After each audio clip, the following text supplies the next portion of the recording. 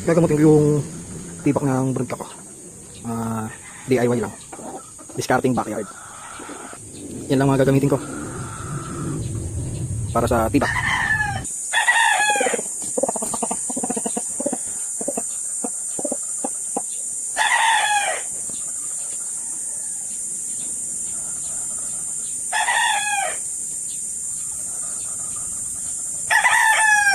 Meron siya ng tibak. Kasi ginamit. Ginamit sa breeding. Pero din lang na malinis.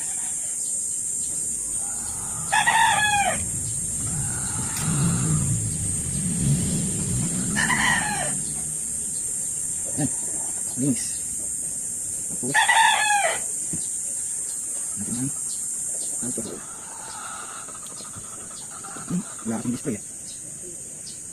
Kasing display ha, ito lang.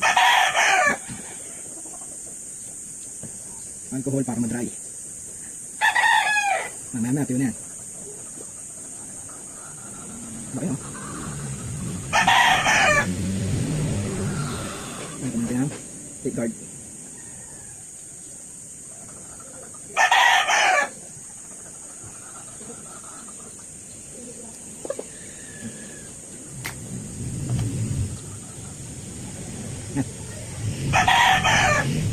Ayun na.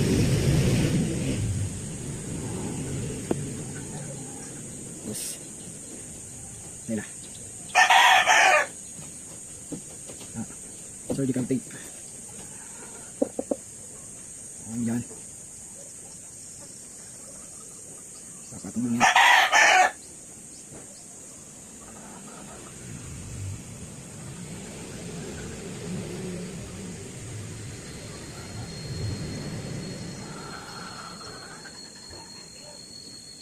Tapos tape.